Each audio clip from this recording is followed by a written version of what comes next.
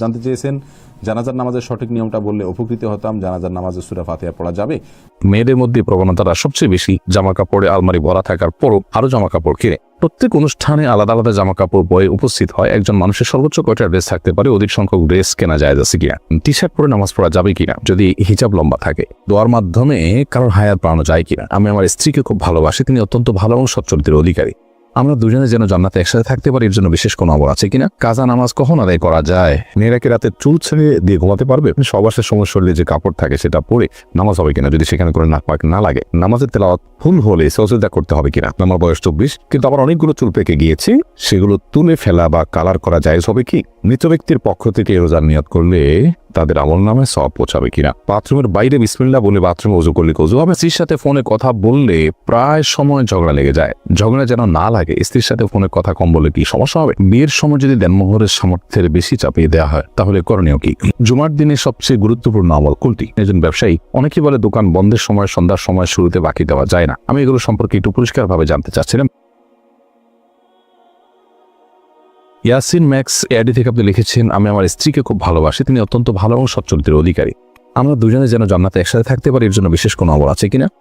দুজনে আল্লাহকে ভয় করবেন এবং সকল প্রকার হারাম কাজ থেকে বেঁচে থাকবেন, হালাল উপার্জন করবেন এবং হালাল ছাড়া হারাম কোনো কিছু নিজেদের মধ্যে প্রবেশ করাবেন না। আত্মীয়স্বজনের সবাই হক আদায় করবেন, অন্য সাধারণ মুসলমানের মতো নিজেরা ভালো মুসলিম হওয়ার চেষ্টা করবেন এবং একে অন্যের প্রতি সদাচারণকারী হবেন, সদালাপী হবেন, আত্মীয়দের সম্পর্কগুলো রক্ষা করে চলবেন। ইনশাআল্লাহ বিদিনিল্লাহ একে অন্যের প্রতি অগাধ ভালোবাসা থাকবে এবং সচ্চরিত্রবান থাকার চেষ্টা করতে হবে। ইনশাআল্লাহ বিদিনিল্লাহ আল্লাহ তাআলা জান্নাতে একত্র করবেন এবং জান্নাতে একত্র করবার জন্য আলাদা করে আল্লাহর কাছে দোয়া করা,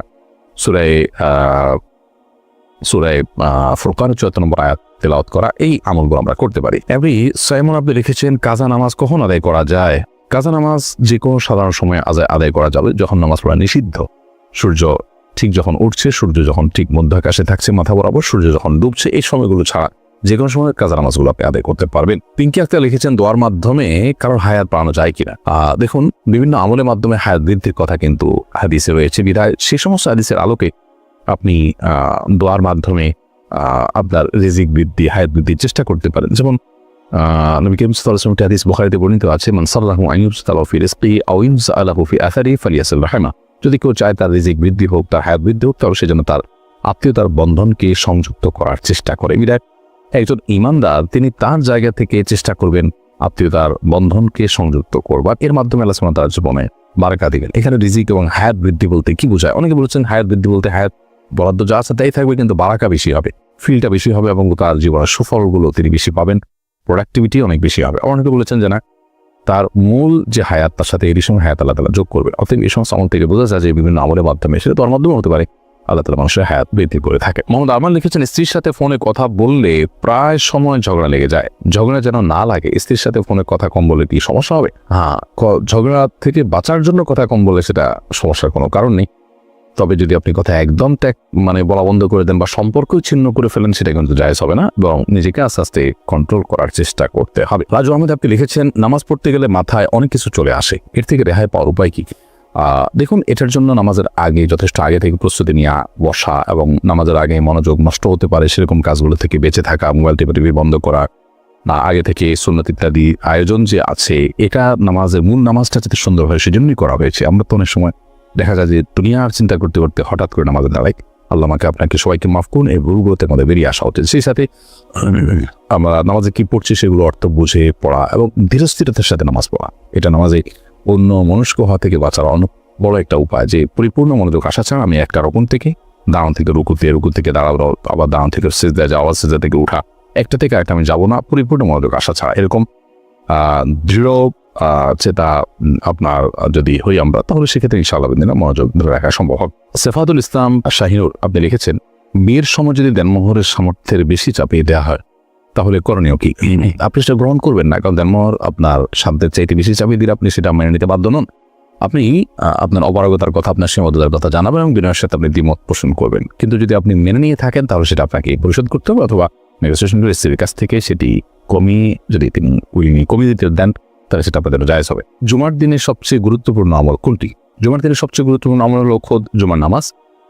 জুমার নামাজ ছাড়াও জুমার দিনের আরো অনেকগুলো আমলের ভিতরে একটা হলো বেশি বেশি দুরূদ পাঠ করা, আরেকটা হলো সূরা কাহফ তেলাওয়াত করা, আরেকটা হলো পুরুষরা মসজিদে আগে আগে যাওয়া, মহিলারা মসজিদে পুরুষদেরকে যেতে উদ্বুদ্ধ করা, সহযোগিতা করা, পরামর্শ দেওয়া এবং উৎসাহ দিয়ে দেওয়া। এগুলো হলো জুমার দিনের গুরুত্বপূর্ণ আমল সমূহের মধ্য থেকে অন্যতম। এছাড়া জুমার দিনে একটা সময় দোয়া কবুল হয়, সেটি অনেক ওলামা ইকরাম বলেছেন আসরের পরে সময়টা সূর্য ডোবার আগ পর্যন্ত। এই সময়টাতে আমরা যদি দোয়া করি খুব বেশি, ইনশাআল্লাহ বেদিনা সেই দোয়া কবুল হওয়ার সম্ভাবনা অনেক প্রবল এবং অনেক জোরালো। অতএব এই সময়টাতে আমরা দোয়া করারও বিশেষভাবে চেষ্টা করতে পারি। মাইশা তাবাসসুম মনির আপনি লিখেছেন, টি শার্ট পরে নামাজ পড়া যাবে কিনা যদি হিজাব লম্বা থাকে?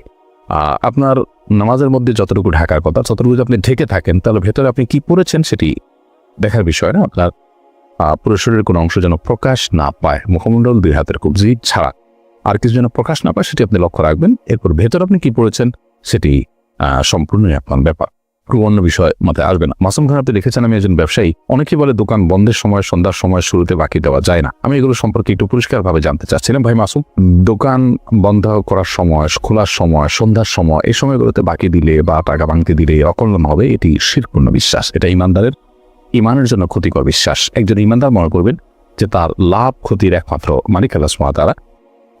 আমি সন্ধ্যার সময় বাকি দিলে আমার লাভ হবে বা ক্ষতি হবে এরকমটি মনে করা, এটা ভুল এবং এটা আমার ইমানের সাথে অসঙ্গতিপূর্ণ।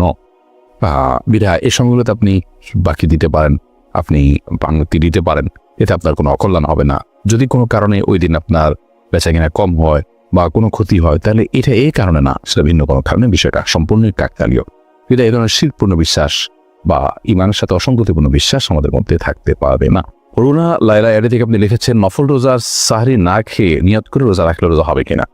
নফল রোজা যদি কেউ সাহরি না খেয়ে নিয়ত করে রোজা রাখেন, তাহলে সেক্ষেত্রে রোজা হবে। শুধু নফল কেন, ফরজ রোজাও যদি কেউ সাহরি না খেয়ে রোজা রাখার নিয়ত করেন, রোজা হয়ে যাবে। কারণ সাহরি খাওয়া এটা ফরজ কিংবা ওয়াজিব বিষয় কিন্তু নয়, বিধায় রোজা হয়ে যাবে ইনশাআল্লাহ তাআলা। ফাইজুর রহমান আপনি লিখেছেন, নামাজ পড়ার সময় কারোর সামনে দিয়ে গেলে কি গুনাহ হবে? অবশ্যই গুনাহ হবে। নবী করিম সাল্লাল্লাহু আলাইহি ওয়াসাল্লাম বলেছেন, কারোর সামনে দিয়ে কেউ নামাজ পড়ছে, তার সামনে এক পাশ থেকে আরেক পাশ যদি ক্রস করেন, এটার পাপের বোঝাটা কত বড় হবে এটা যদি কেউ জানতো, তাহলে 40 পর্যন্ত সে দাঁড়িয়ে থাকতো, 40 দিন বা 40 বছর পর্যন্ত সে দাঁড়িয়ে থাকতো। সাইদা রত্না এআই থেকে আপনি রেখেছেন, আমরা একটা জমি কিনে অন্যের কাছে বেশি দামে বেচলে সেটা গুনাহ হবে না? গুনাহ হবে কেন? আপনি জমি কিনবেন, আগে জমিটা বুঝে নেবেন, নেওয়ার পর আপনি আরেকজনের কাছে সেল করবেন বেশি দামে, লাভ নিয়ে কোনো অসুবিধা নেই। আজিয়াদ লাবিব আপনি লিখেছেন, সপ্তাহের সময় বৃহস্পতিবার রোজা রাখা সুন্নাত। মৃত ব্যক্তির পক্ষ থেকে রোজার নিয়াত করলে তাদের আমল নামায় সওয়াব পৌঁছাবে কিনা? নফল আমল, বিশেষ করে সিয়ামের আমল মৃত ব্যক্তির তরফ থেকে করার ব্যাপার বিভিন্ন হাদিস পাওয়া যায়, বিধায় তাদের তরফ থেকে আপনি নফল রোজা রেখে তাদেরকে সওয়াব পৌঁছানোর নিয়াত করতে পারেন, আমি তাহলে তাদের আমল নামাত দিবেন ইনশাআল্লাহ। এরপরে পাপিয়া হাসান আপনি লিখেছেন, আমার স্বামীর সিগারেট খাওয়া কিভাবে বন্ধ করব? আমি আর চেষ্টা করে পারছি না। আপনি আপনার চেষ্টাকে অব্যাহত রাখুন, সেই সাথে দোয়াও করুন, তবে তার এই পাপের বোঝা তিনি বহন করবেন। আপনি আপনার চেষ্টা করেছেন, দাওয়া পেশ করেছেন, আপনি চেষ্টা করে যাচ্ছেন, এবং স্বামী স্ত্রীর মধ্যে একে অন্যের কাছে আর্গুমেন্ট করে দাবি আদায় করা যে কোনো জিনিস অনেক বেশি সহজ। কিছু অমানুষ এবং একান্ত কিছু আপনার শক্ত হৃদয়ের মানুষ হলে তাদের কথা ভিন্ন। তো আপনি সেই চেষ্টাটা অব্যাহত রাখবেন। আপনার হাতে যে পাওয়ার আছে, স্ত্রী আপনার স্বামীকে আর্গুমেন্ট করে, আবেদন করে, আবদারের মাধ্যমে, ভালোবাসার যে দাবি আছে সে দাবি দিয়ে আপনি তাকে আপনার কথা শোনানোর জন্য আপনার চেষ্টা করবেন বিনয়ের সাথে। সেই চেষ্টা আপনি অব্যাহত রাখবেন, তারপর না করলে তিনি পাপিষ্ট হবেন, আপনার কোনো দায় নেই, আপনি সবর করলে আল্লাহ তাআলা আপনাকে আজর দিবেন। তাজিদুল ইসলাম লস্কর আপনি লিখেছেন, নামাজের তেলাওয়াত ভুল হলে সজদা করতে হবে কিনা? তেলাওয়াতের মধ্যে যদি বড় ভুল হয়, যেটাকে লাহনে জালি বলা হয়, অর্থের মধ্যে বিকৃতি ঘটে গেছে, আপনি অল্প একটু তেলাওয়াত করছেন, সেখানে বড় ধরনের ত্রুটি ঘটে গেছে, তাহলে সেক্ষেত্রে তো আপনার সালাতই হবে না। আর যদি সামান্য ছোটখাটো ভুল হয়, একটু মদ গুণের রিসিডি হয়, তাহলে তার ফলে কোনো অসুবিধা নেই, সজদা করতে হবে না তার জন্য। আর আলম আপনি লিখেছেন, অজু করে শুয়ে থাকলে কি অজু ভেঙে যাবে? ঘুম না আসলে এমনি শুয়ে থাকলে না, অজু করে যে শুয়ে থাকলে অজু ভেঙে হয়ে যাবে এমন কোনো কথা নেই। বরং আপনার অজু করে যদি আপনি শুয়ে ঘুমিয়ে পড়েন, তাহলে সেক্ষেত্রে আপনার অজু ভেঙে যাবে। আর যদি না ঘুমান জেগে থাকেন, তাহলে ঘুম ভাঙবে না। এমডি আজিজুল ইসলাম হৃদয় আপনি লিখেছেন, পরিবার অশান্তি দূর করার কিছু বিষয় বলুন। পরিবার অশান্তির জন্য দূর করার জন্য আমরা ইতিপূর্বে বলেছি, স্বামী স্ত্রী উভয়ে দিন চর্চা করা, আল্লাহর কাছে পরিপূর্ণভাবে নিজেকে সারেন্ডার করা, এটা জরুরি।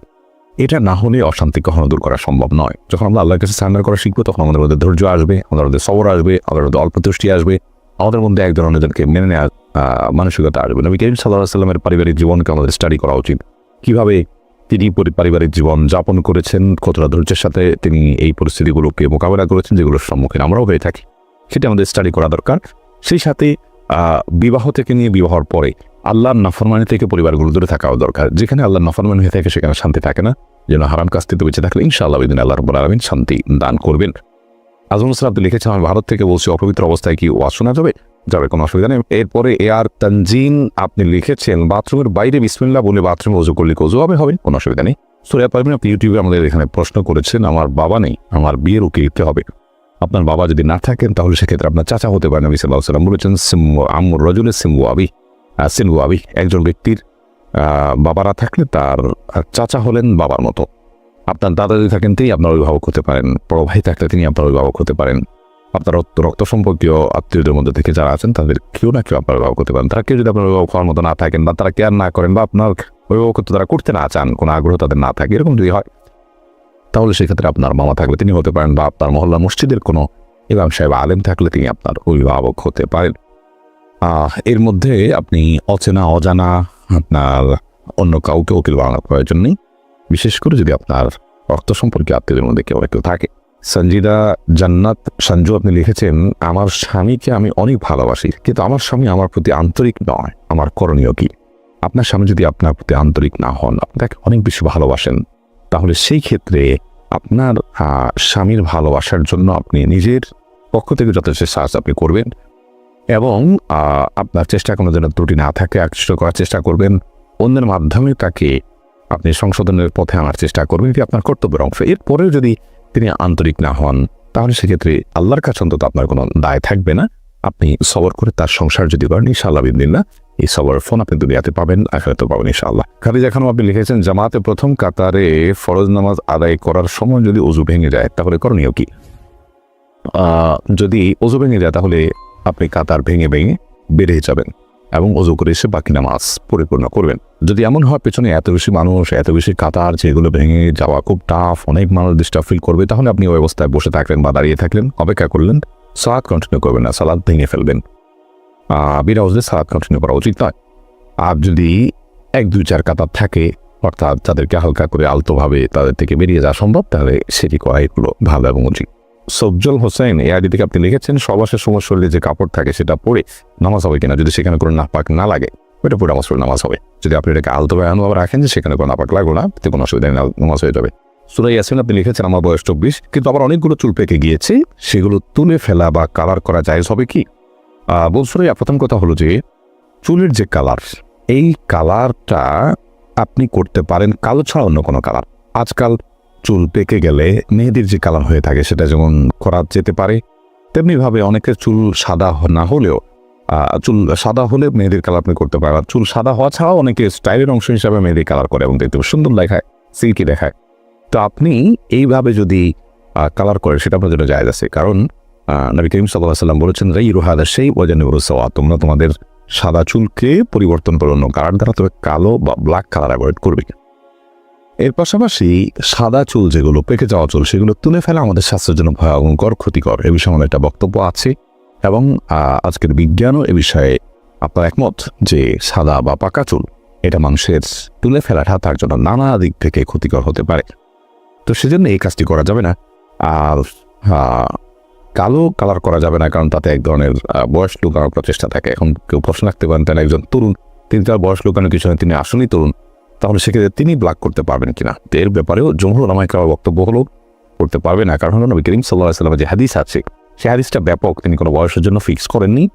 তার এই নিষেধাজ্ঞার পেছনে অন্য কোনো হিকমা বা রহস্য থাকতে পারে, সেজন্য যুবক হোক আর বৃদ্ধ হোক সকল বয়সের মানুষ চুল পেকে গেলে সেটাকে ব্ল্যাক ছাড়া অন্য কোনো ন্যাচারাল কালার দ্বারা কালারফুল করবেন, যে কালার মাধ্যমে চুল পড়াতে কোনো স্তর বা লেয়ার পড়ে না, এরকম যে কোনো কালার তিনি করতে পারেন, কিন্তু ব্ল্যাক কালার দিয়ে পরিবর্তন করবেন না। যদিও কোনো আইন বলেন যেটা বয়স যারা তরুণ তারা তো আর লুকার কোনো অপশন নেই, তারা ব্ল্যাক কালার করতে পারবে, কিন্তু এই মতটি সংখ্যাগরিষ্ঠ ওলামাদের মতের বিরোধী এবং পরিপন্থী মত।